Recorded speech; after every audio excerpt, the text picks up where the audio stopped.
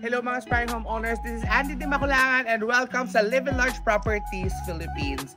So andito tayo ngayon sa General Trias Cavite and may papakita ko sa inyong house and lot.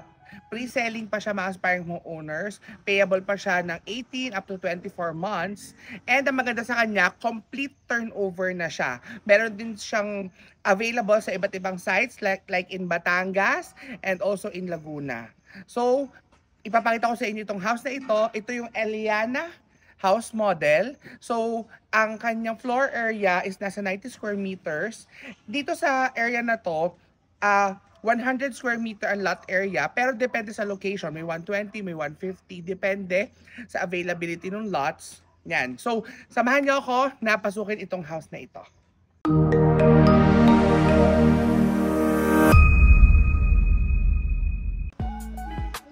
So mga aspiring homeowners, ito po yung harap ng ating Eliana house model. So ito po ay may gate and fence na nakasama. So 1 meter po ang kanyang gate and fence nakasama. Pero mga aspiring homeowners, pwede mong i-modify itong house. Kung halimbawa gusto nyo taasan ng konti, nasa inyo. Then, disclaimer na lang, ito kasi yung una nilang house model na na-construct or ito yung house kung saan yung client kasi na una nag-avail. Ito yung actual turnover. Pero pwede nyo siyang i-modify. Yan. So, ito yung ating gate and fence as you can see. Yan. So, like I said, mga aspiring homeowners, 100 square meters ang lot area nito. 90 ang floor area ng house. So, we have our man's gate dito. Yan. So, meron pa po tayo ditong parang mini entrance. Then, meron tayo ditong 1 carport. Yan. So, mga aspiring homeowners, kasi dito ang sedan, tsaka SUV. Yan po. Then, may setbacks po tayo sa lahat ng sides. Single detached po, mga aspiring homeowners, itong house na ito. Yan. So, mamaya ipapakita ko po sa inyo. So, pasok na po tayo sa loob. So, disclaimer, mga aspiring homeowners, ito po yung ating door. So, mahogany na po siya. Kung gusto niyo po siya ipa-smart lock, nasa sa inyo. So, pasok na po tayo. Yan po. Welcome po sa loob ng Eliana. So, as you can see, complete turnover na po ito. May paint na. Then, yung ating tiles, kung gusto niyo po i-modify, nasa sa inyo po siya. Yan, ito po ay white na 60 by 60 na ceramic tiles. Kung gusto niyo po ng mas upgraded, pwede po yun upon architect's meeting. Then also, ito yung ating mga windows. Yan po. Then ito po yung windows sa harap.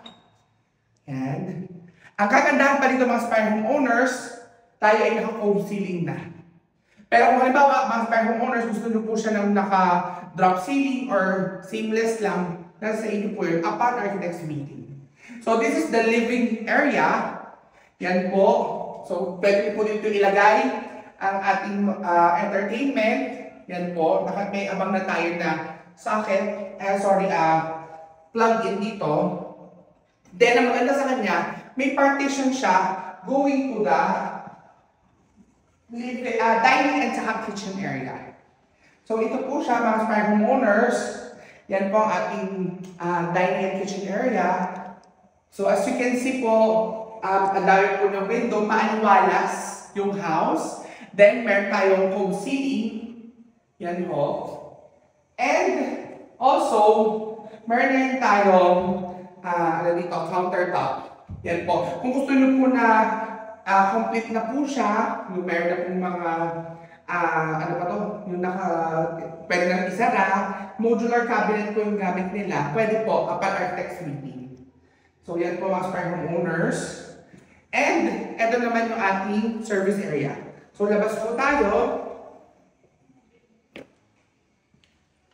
So, mga aspiring homeowners, ito po yung labas. Yan. So, may abang po tayo for service area dito, sa part na ito. And as you can see, ito po is more or less is nasa 2 meters, 2 or 2.5 ang setback po dito sa likod. Then, pakita ko na lang po itong area to din. So, it will lead to your balcony na area. Yan. Mga aspiring homeowners, kung napapansin nyo, yung texture ng ating wall is ganyan po. Textured wall po ang tawag dyan. Kung gusto nyo po siya na smooth finish or plain na yung maayos po, pwede naman. Ito po kasi ay preference na nung client. Then ito po yung another setback natin. So yan po siya. Yan. So, balik na po tayo dito sa loob. So, sobrang ganda po. Sobrang aliwalas. Kung gusto nyo pong, let's say, may accent na ipapalagay sa interior or halimbawa po ay may gusto kayong paint, pwede naman po yun. Then, ito po yung lanay na area. So, sa ibang location po kasi mga aspiring owners, mas malaki yung lote. So, mas maganda yung magiging lanay area nyo. Then, meron po tayong powder room dito sa ilalim ng stairs. So, pakita po natin. So, may water closet na siya. May sink na rin po mga aspiring owners. And as you can see, yung tiles po is hanggang taas na. Yan. So, sobrang aliwalas po yung feeling nitong house na to. 90 square meters po ang kanyang floor area. So mga aspiring homeowners, bago tayo tumaas sa second floor, subscribe na kayo sa aking channel, Andy Di Makulangan, and also sa aking page na Live in Large Properties Philippines. Inquire na rin po kayo sa aking numbers. Yan. So mga aspiring homeowners, bago pa tayo tumaas sa second floor, ipapakita ko muna sa inyo yung details ng ating stairs. So as you can see po, meron tayong wooden handrail. Yan. Meron na rin tayong glass dito sa side. Yan. Kung gusto nyo po ito palagyan ng tint or kung halimbawa hindi nyo prefer yung ganito, pwede naman. Parang architect's meeting. Then ito po yung ating stairs po. Concrete na po siya with tiles. So mga aspiring owners, tara, taas na po tayo. So welcome po sa second floor ng ating Aliana House Model. So as you can see po, complete finish po ito. Concrete lahat ng partitions.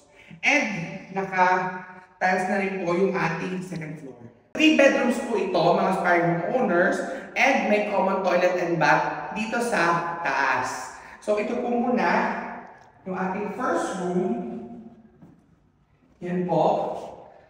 So meron na po tayo kasamang cabinet. Kung gusto nyo po i-modify yung cabinet, pwede po. Then also, yan yung ating mga windows. Then, yan po, ito po yung ating switch. Kung gusto nyo i-upgrade, sa inyo po yan mga aspiring owners. Naka-mahogany doors na rin po tayo. Yan. So, napaka-aliwalas at pleasant po ng house. Then, ito po yung another room. So mga aspiring owners, yan po. So yan po, pwede po siya nung maging study area or zen room nasa sa inyo. May cabinet na rin po tayong included. Dito, yan, ito po yung cabinet. So kung gusto nyo nga po palakihin or i-modify, nasa sa inyo yun.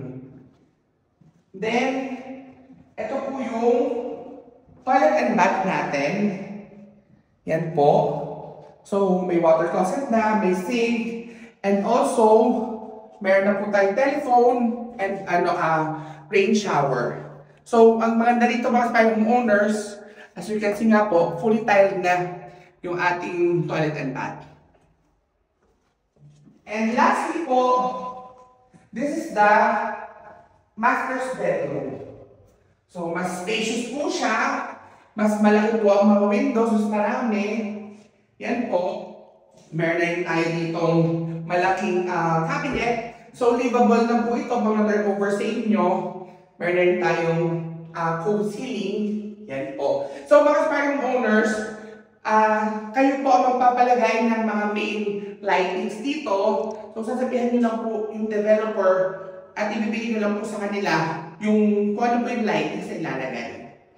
Then, nandito din po yung access sa ating balcony.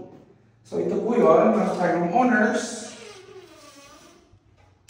So sobrang luwag po ng ating balcony. Yan po siya. Diba po? So kung gusto nyo mag-relax dito, magkape or kung ano man, pwede po. So yan po, kita nyo naman po. Then, yan po. Tapos, ipakita ko na lang po sa inyo yung ating, ito po, pwede po siya na gawing yung spandrel na metal. Nasa inyo po yun upon turnover. So mga aspiring homeowners, let's do a recap dito sa house na ito. So mga aspiring homeowners, ito po yung Eliana house model natin dito sa General Trias, Cavite. Available din po ito sa Batangas at sa Laguna. Ilalagay ko po yung details sa description at sa comment section. So ito po, 100 square meter po yung kanyang lot area, itong actual na house na ito. 90 square meters po ang ating bahay. Yan. Then, ano po siya, complete turnover na po mga aspiring homeowners. So, pwede nyo siyang i-modify, like I said dun sa video. And, ang kagandahan po sa kanya, flexible pa ang terms. Okay, livable na po yung unit once na turnover sa inyo. And, ang kagandahan pa ho, iba't ibang locations. So, kung may preference kayo dun sa area na yon at pasok sa inyong budget, mas maganda po. So, kung nagustuhan niyo ito, mag-message lang kayo sa akin sa Live Large Properties Philippines. And also, subscribe na kayo sa akin channel. At hindi makulangan, mag-comment na rin kayo dito. And share niyo lang po ito sa mga family and friends nyo na naghahanap ng properties. Yan, ito po yung number ko. Pwede po siya sa Google Meet, sa WhatsApp, sa Telegram, and sa Viber. And kung nagustuhan niyo itong house na ito, what more pa yung mga susunod na ipapakita ko sa inyo. So see you po sa aking mga next videos. Bye-bye!